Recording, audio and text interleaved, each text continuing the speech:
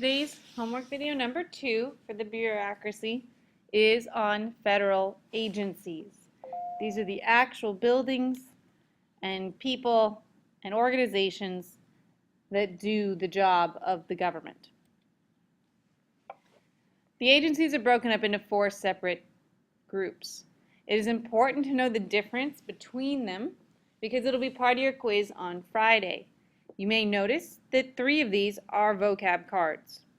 Numbers 1, 2, and 4. Number 3, we actually did when we were discussing the president back in an earlier unit. But we will go over all 4 of them today. We're going to start with departments. They are the most important. They're the largest group. Then look at independent regulatory commissions, revisit independent executive agencies, and then look at government corporations. Your notes assignment is as follows. Write 1 clear bullet point on each department and agency that is talked about, saying what they do. And please don't just say the agricultural department deals with agriculture. Actually write, and it can be short, but write a real sentence that uses a different vocabulary that shows me that you understand the very basics of what each department does. All right, we're going to start with the departments. There are 15 cabinet-level departments. The leader of each one is a secretary. These people serve in the cabinet with the president, and they are his advisors. We'll learn how they get their jobs later. These groups are broken down into organizations and offices. We're going to look at the departments now. As I said, there are 15 departments. We're going to start with the Department of Agriculture. The U.S. Department of Agriculture deals with farming and food. This means that they actually run food stamps, and they also run the school lunches. They have over 100,000 employees and an annual budget of $95 billion. So every year they get to spend $95 billion, and they have 17 different groups, such as Animal Plant Health Inspection Service, Food and Nutrition Service, and the Forest Service. All right. Next we have the Department of Commerce. The Department of Commerce is a government agency that is improving living standards for all Americans through economic development. So they deal with money and jobs and businesses. They look at data, so they gather information. They issue patents and trademarks. They study the environment and the ocean. I know, doesn't necessarily seem to make sense. And they look at science and the use of resources. You can see this is a much smaller department at $6.5 billion and 38,000 employees. Defense, one of the big ones. The Defense Department provides the military forces. It's the Army, Navy, and Air Force. They have the Joint Chiefs of Staff, and so on. They are the largest agency with 1.3 million people who serve, 700,000 civilian personnel, and 1.1 million citizens in National Guard and Reserve forces. They are very large. Next, we have Department of Education. Department of Education promotes student achievement and preparation for schools. They provide money to the schools, usually in the form of grants, which we'll be talking about later. They're also in charge of all the testing. The U.S. Secretary of Education, who's in charge, has 4,200 employees and $68.6 billion in their budget. So it's a small group of people with a lot of money to spend. The Department of Energy advances our interest in energy security. This includes research into trying to find new ways to get energy and dealing with our nuclear power plants to make sure that they are safe. And they also deal with nuclear weapons. They have $23 billion and over 100,000 employees. Department of Health and Human Services. They're in charge of health, as it may sound. They do research, make sure that foods and drugs are safe, so they inspect our food, and they provide health insurance. They're also in charge of Medicare and Medicaid, 2 very large things for old people. They have over $700 billion and over 65,000 employees. Then we have Homeland Security. They are, of course, about preventing terrorist attacks. And they've been around since after 9/11.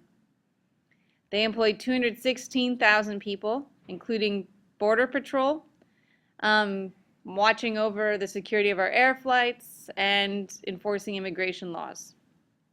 They also actually help in disasters and emergencies. We then have the Department of Housing and Urban Development. This group is an agency responsible for national policies and programs about housing needs and trying to improve our communities and housing laws. This includes mortgages and loans, helping people get good loans for their houses, helping to develop communities, find job opportunities. They also have public housing and homeless assistance. They have 9,000 employees and about $40 billion. Next, we have the Department of Interior. They're in charge of conservation. They're trying to protect our natural resources, and they offer a lot of recreation opportunities, conduct research, and protect our animals, fish and wildlife. They operate all our parks, are in charge of that. They oversee 70,000 employees and 200,000 volunteers and only have $16 billion in their budget. Department of Justice, a very important department. Their mission is to enforce the law and defend the United States using the law. So they are our lawyers. They include the Drug Enforcement Administration, the FBI, the U.S. Marshals, the prisons, federal prisons. It's run by the Attorney General. And the Attorney General represents the United States when going to court. They have $25 billion, and they're the world's largest law office. And then the Department of Labor. Labor is in charge of making sure we have a good workforce who are trained properly, have safe working conditions, and have a minimum wage plus overtime. They also will look into employment discrimination and making sure that if you are unemployed that you get your check.